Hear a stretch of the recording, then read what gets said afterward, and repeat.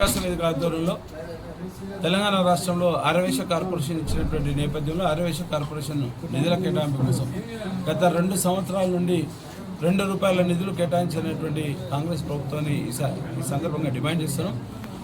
సోమవారం ఉదయం 10 గంటల నుండి 4 గంటల వరకు ఇందిరా పార్క్ ధర్నా చౌక్ దగ్గర వైశ్య కార్పొరేషన్ నిధుల కేటాయింపుపై ఒక సాధన దీక్ష కార్యక్రమాన్ని నిర్వహిస్తున్నాం. దానికోసం పెద్ద ఎత్తున తెలంగాణ రాష్ట్రంలో ఉన్నటువంటి వైశ్యులందరూ కూడా రావాల్సిందిగా విజ్ఞప్తి చేస్తూ మరి 2 సంవత్సరాల నుండి కాలయాపన చేసుకుంటూ ఈ రోజు వరకు ₹1 కూడా నిధులు కేటాయించినటువంటి పరిస్థితి కాంగ్రెస్ ప్రభుత్వం ఉంది.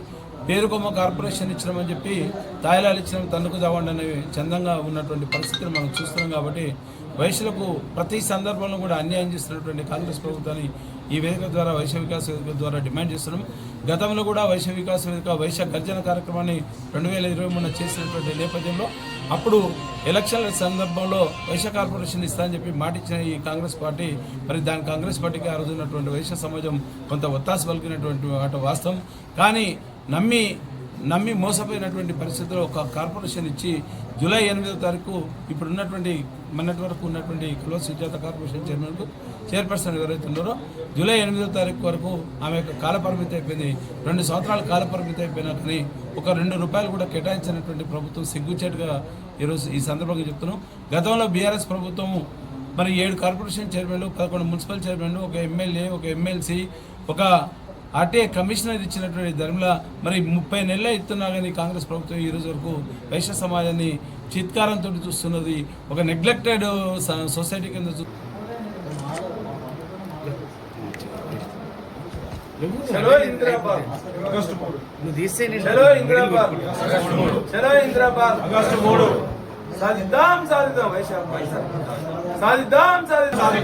సాధన దీక్షకై